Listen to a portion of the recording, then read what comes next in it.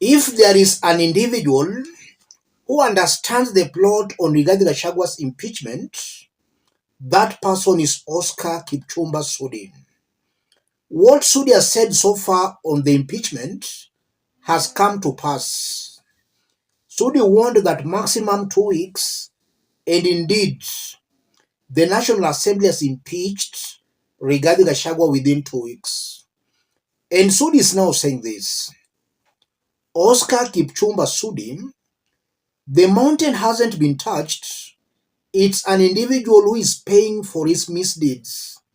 When found guilty, own your actions and carry your own burden, not the community. Too much politicking derails the government's development agenda. Good riddance.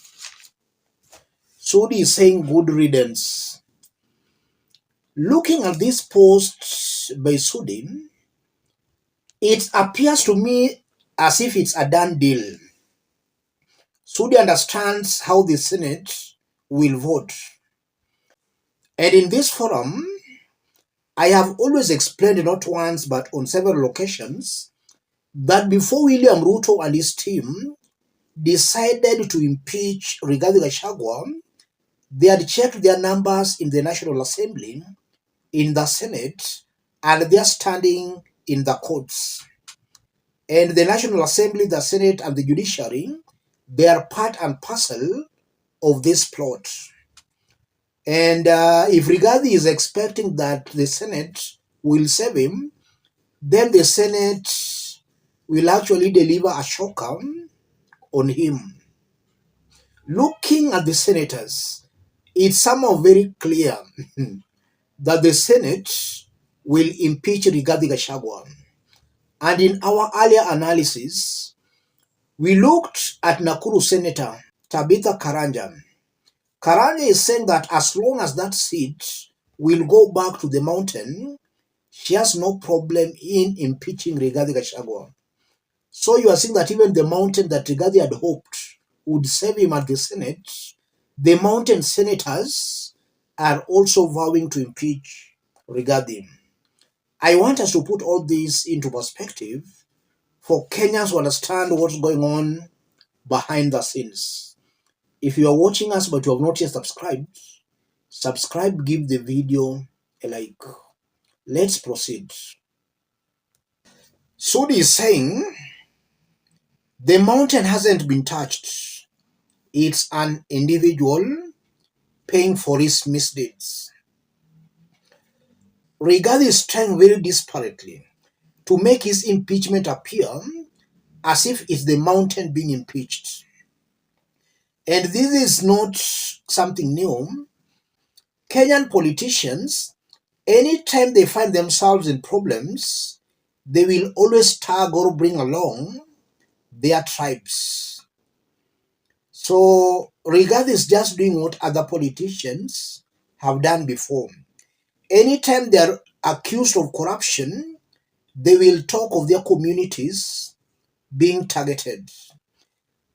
I remember former Inspector General of Police Japhet Koome, last year when Azimio team accused him of actually heading a brutal police force, he said Azimio was targeting him because he was a Meru.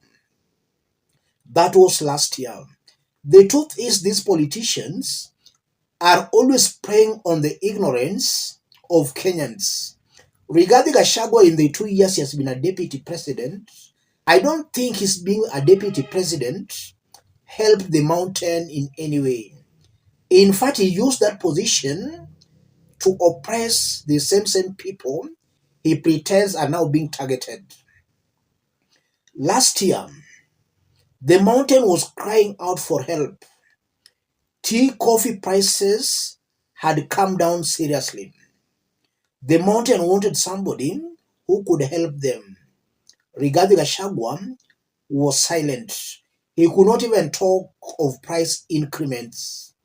Right now that he has been found in some problems, he wants to bring along the entire community. It's high time Kenyans to wake up.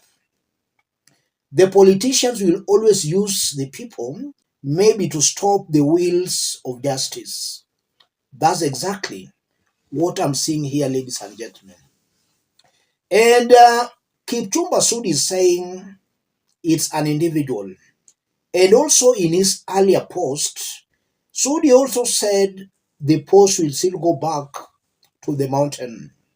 And so far we have started seeing some names being mentioned. In the event that seat goes back to the mountain, it's important for Kenyans to accept this and to understand this. It will just be a matter of time before Rigathi will be forgotten on the mountain. If, for example, the new deputy president will be Kithure Kindiki, it will only take a few months and the mountain will start rallying around Kithure Kindiki. That's how politics is. Power do attracts. The closer you are to power, the more likely you can attract support. So Rigathi will be forgotten. The new deputy president from the mountain will rally to shield their new leader. So this is something that spells doom for Rigathi Gachagwa's politics. And if you look at Ndindi Nyoro was absent during voting. As much as that was a strategy on the part of Ndindi Nyoro, it also passes out as a very big blunder because now the government side does not trust Ndindi Nyoro. The Rigathi team also don't trust Ndindi Nyoro. And that can easily work against him because now this side will not support him, this other side will not support him. And we are also getting some information that Ndindi Nyoro will most definitely be de-whipped from some of the parliamentary committees. We know he's the chair of the budget committee. Ndindi Nyoro being absent during the impeachment, that clearly puts him at loggerheads with William Ruto and Ruto's allies. And I know they'll do all they can to remove Ndindi Nyoro from that position. So Ndindi Nyoro made a move that was politically strategic, but a move that is clearly going to weaken him both on the ground and even his standing in the government. Ndindi Nyoro allowed himself to be used too early, only to be dumped. So you should also expect the worst. Let me stop it there, ladies and gentlemen. If you are watching us but you have not yet subscribed, subscribe, give the video a like. Any person watching us outside Kenya, drop a comment, let us know from which part of the globe you are watching us from. If possible, subscribe, give the video a like. And there is also something very interesting here. Sudi is saying, too much politicking derails the government's development agenda.